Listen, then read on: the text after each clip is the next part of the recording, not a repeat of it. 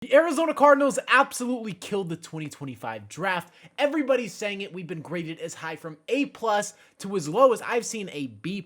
I've seen a couple A-, A's, in the range of A's.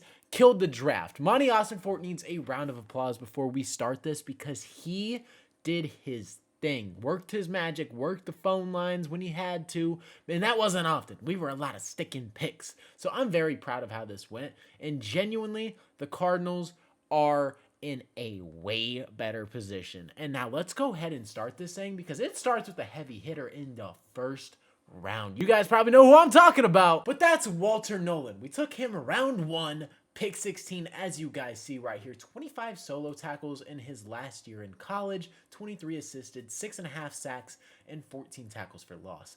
There's a lot to his game that is very covetable, and I do like the prospect. I think he has an insanely high ceiling, but a really low floor.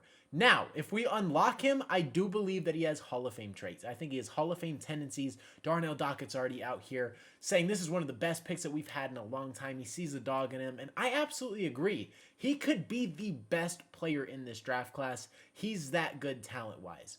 Now, he also has a really low ceiling in my eyes. There's a lot of things that need to be cleaned up. Jonathan Gannon mentioned it. Pad level, for example, is one of those things. He's got to clean it up. He has to clean up a little other things too. But this guy can get to the quarterback, and that is the biggest thing that we need. Interior presence that can get to the quarterback after Calais Campbell, after Dalvin Tomlinson. We need a big boy because these guys are veterans, 32 and like 38 years old.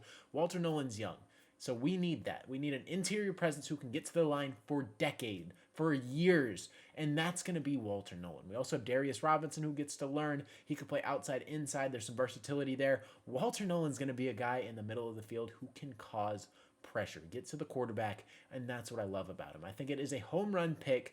For this one, I'm going to say that is an A+, because this could be the best player in the draft class. Now, whether we unlock his potential or whether he works up to that is up to him. They said he had character issues, but one of the first things that came out was Monti Ossenfort and Jonathan Gannon were at the podium. Jonathan Gannon was talking about Walter Nolen calling him, asking for Will Johnson's number as soon as we drafted him, and Jonathan Gannon told him, he said, Will Johnson's upset because he dropped in the draft. And guess what happened? This guy literally said, that doesn't matter to me. I will get him right. Just drop that number and I'll figure it out. And he probably hyped up Will Johnson like, hey, you got an opportunity to do something special on this team. So do I. We're rookies. We're going to come into this thing together, man. It doesn't matter where you're picked. Let's go ball out. You know you're one of the best players in this draft. Go prove it to him. And I know Walter Nolen probably got fired up seeing Will Johnson because everyone knows the talent that Will Johnson has. And we're going to be talking about him in just a second.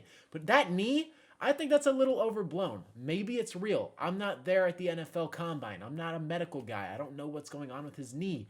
But people are saying it's pretty bad. There's a reason he fell for a reason. And maybe that played a factor in him missing some games last year. Turf toe was a thing too. But I don't know. I really don't know. I think it's a home run pick, just like I think this is. This guy has potential to be a Hall of Famer, and my first reaction wasn't great, but that flipped entirely. I'm giving him the benefit of the doubt to work up to his potential because it is obviously there. I think he could be the next Aaron Donald like he's self-proclaiming. So let's move on to round 2. We're going to change the graphic up a little bit. We're going to pull up his stats, and you guys are going to see this, but this is Will Johnson. Fantastic football player. In 2023, won the Natty with Jim Harbaugh when he was there at Michigan, was the best corner and a clear consensus top 10, maybe even top 5 pick because he was that dang good. That 2023 tape is absolutely ridiculous. 2024 wasn't the same. He only played 6 total games after playing 14 and 12. Maybe the knee has some actual legitimacy behind it, but I'm not buying it, man. This guy is a freaking pick maestro. Like this guy, when his eyes are off the quarterback and he is just in a zone scheme like Nick Rallis is, which is why this is just not only a fit match, because if he was in a man-centric place, then things would be pretty tough. But he's not. He's not in a zone. He's in a zone-centric scheme with Nick Rallis where his eyes will be off the quarterback. He'll be able to sit back and he will be able to just read and react. That's where his game thrives. That is what we're going to see in 2025 with the Cardinals. He's going to be hungry, and he could be a defensive player of the year, or not defensive player of the year, sorry. He could be a defensive rookie of the year candidate, and he could walk away with that. Because not only is he excellent in zone, he's just super fluid in his movement. This guy has potential. The physicality's there.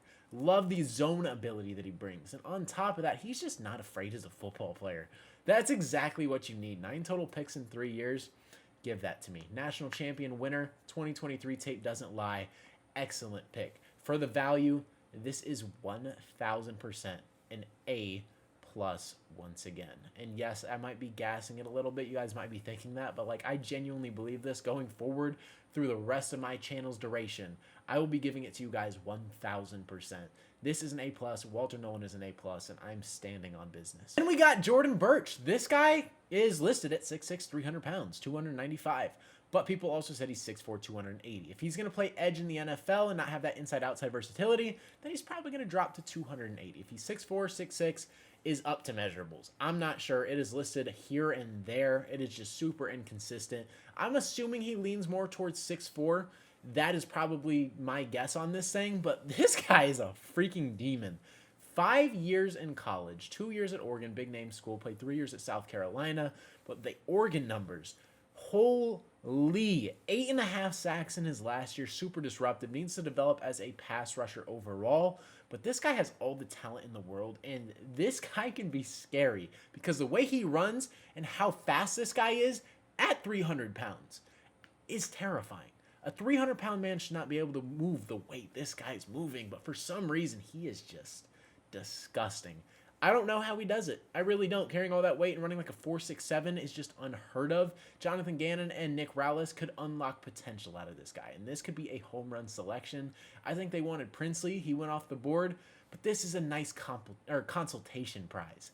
This is a perfect piece to the puzzle. Go ahead and get another rotational guy. That is exactly what we need, and this is a home run selection. I think this has a ton of potential. This is like a project player, but there is so much potential in this pick, and if the Cardinals can develop him right, he comes into his own, with a lot of players have to do that, by the way, in this draft class, but potential-wise, which is what the Cardinals are kind of banking on with a lot of these guys, because the tape does back it as well, and this guy's also played some offense. I used him in some offensive packages as well. He's disgusting.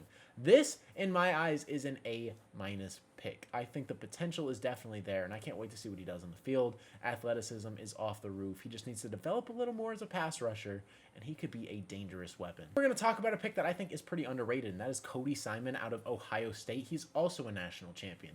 Monti Ossenfort is a trend, if you guys can't see. Take from big-name schools. Don't overcomplicate it. Don't be a Steve Keim. Don't take a linebacker from Tulsa. I mean, it's typically pretty obvious. You take the big-name kids, they're there for a reason. The big-name guys are there for a reason. The talent is there. If the tape backs it up, you should probably take them. Don't overthink it. Monti Ossenfort's not overthinking it. Ohio State University Cardinals. That's what we are. Ohio State, 5 years there. And guess what? Natty in the last season he was there. There's a lot to like here. He can rush the passer. I don't know if his sacks are listed. 7 sacks from a Mike linebacker. Ridiculous. He can cover tight ends. He can cover running backs. He can cover the flat. He's really good in coverage, very instinctive, but he does need to develop just overall. I think he can come to his own. I think he could start this season as our starting inside linebacker alongside Mack Wilson. Pretty talented guy. Can do everything. Just a jack of all trades. If he comes into his own and can actually play Mike for us, that would be great. He's a good tackler. He's very physical. I mean, he obviously is. If you're totaling 51 total tackles in your last year, 112 combined, sounds pretty good to me. You watch the tape, you turn on Ohio State, they have some ball players.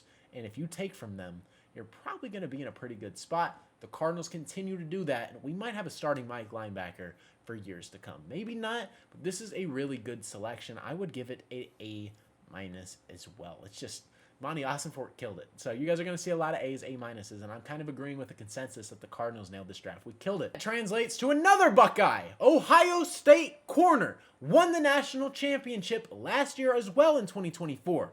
This is Denzel Burke. Love his game. I think he brings a lot to the table at depth. We have a completely different corner room than we ever had. This is just so nice to actually walk away and probably have Sean Murphy-Bunting cut from our Week 1 roster.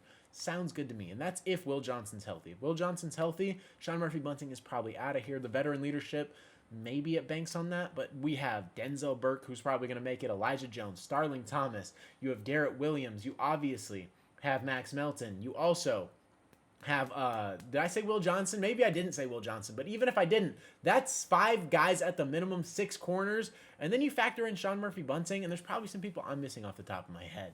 So let that sink in. But Denzel Burke is probably going to make the roster if I'm going to keep it a buck. This is another guy who's better in zone than man. He's very physical. He'll go after people. He's willing to tackle from what I'm seeing on tape. Like, he's just a willing football player. He's a football player at the end of the day. And you want football players in your locker room, guys who are willing to sacrifice and put it on the line. He's also from Arizona, so it pans out pretty well. I like what we're doing here, and the Cardinals are actually building this thing, and I can't wait to see these draft class actually step on the field. I can't wait to see the team in general. I think we're going to be a lot better. I'm not putting expectations. I'm not even going to put a prediction out there, but I think this team has the opportunity to do something special. That starts with the defense going all out and hammering every single pick on the defensive side but one. This is one of those, and I love it. I'm going to give it, again, probably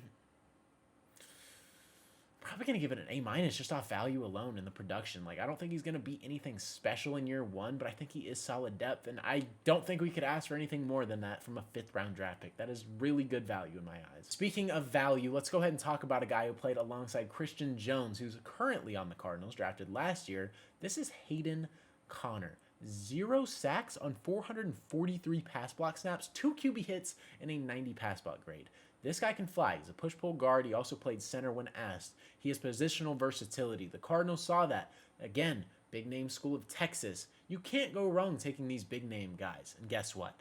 They're not. They're swinging. They're taking all these guys. And a guy in the 6th round who gave up 0 sacks sounds pretty good to me. I'm not going to lie. So we're going to walk away with this one and actually have some competition in camp. I still want Will Hernandez back. I think we do need him for the start of the year. Sign him to a 1-year contract, pay him like $6 to $8 million, and ride out. We need Kyler protected. If this offense is going to be anything special, we have weapons. You need to protect your quarterback, and that starts in the interior where we struggled because Will Hernandez went down very early. Let's go ahead and bolster that up, keep Evan Brown, and get the line solidified. And we're in a good spot. This guy, positional versatility, though. I love it. I love him more than Isaiah Adams. So I love it. This is a 6th-round pick, and I think Isaiah Adams is like a 3rd-round pick. Let that sink in. The final guy who I think is going to thrive on special teams, played at Texas, also went to Nevada in his final year in college. He's a 5-year tenured in college and had his best season. It's Kitan Crawford. This guy's explosive. He flies around the field, and I think he's going to thrive on special teams for us. Him and Joey Blount are going to do wonders, and this isn't even like a bad thing. Every time special teams typically gets brought up, it's looked at and it's just frowned upon. This guy can make immediate impact on a team that could be making a Super Bowl run. That sounds pretty dang good to me. And maybe there's potential. Maybe. You don't know. But it's going to start out on special teams. He's going to be a backup guy. And if he can actually develop into a solid special teams guy, I would consider that a huge win. I'm not even thinking on play, on the field, and that could come. He's a very solid safety, taken in the 7th round, though, for a reason, and there is a little bit of upside. I think he could get that out of his game. He's a flyer. He's athletic. He's a freak on the field, but I think that is going to translate really well to special teams this year, and him and Joey Blount are going to do damage. Now, the Cardinals as an overall grade, I'm probably going to give this, for the 7th round value, I'm going to give it like a B+. And then if I didn't grade Hayden Connor, I'm going to say that's an A. So that overall just puts us in a really good position. I don't know how else Monti Ossenfort can classify this. This is a dub. It is an absolute dub. Monti Ossenfort killed it. I'm giving this draft an A+. A+. And it's really that simple. I'm not even going to overthink this. Monti Ossenfort killed it. Jonathan Gannon, Nick Rallis, everybody involved, Michael Bidwell, absolutely dominated this draft. Took from big-name schools and just got the need for talent. The defense needed help. Nick Rallis now has a lot to work with. Calais Campbell, Dalvin Tomlinson, Josh Sweat, a ton of freaking rookies to come in here and transform this defense. I love it. I'm hyped up. I cannot wait to see what we do. I'm not putting expectations or predictions because that is how you get let down. But the Cardinals are in a really good position, and this was an excellent draft. One of the best I have ever seen in my entire life. 2004 was great. This could be better. I'm not saying it is, but it has the chance to live up to that if people pan out to what they're supposed to be. I'm not saying it's going to. I really don't know. A lot of people have potential windows. The first 2 picks could be like Hall of Fame kind of guys. if everything pans out. I don't know if everything's going to pan out, though. You never know. The NFL is unpredictable, but I can't wait to see it. I'm not going to say it's better than 2004 because that draft class was legendary. This one could be legendary. Who knows? It's definitely my favorite draft class that I've ever witnessed so in my life. So with that being said, though, that is going to wrap up today's video. You guys grade it down in the comment section as well. What would you give it? Do you agree with my A+ rating? Would you drop it a little bit to an A- to an A? Would you say it's even lower than that? Would you give them a B+, B, B-, whatever it is? You guys let me know down in the comment section below. I love it, though. And also give me your guys' favorite player drafted. But with that being said, that is going to wrap up today's video. Hopefully you guys did enjoy. Subscribe up. It's been your boy Mythic. Peace out.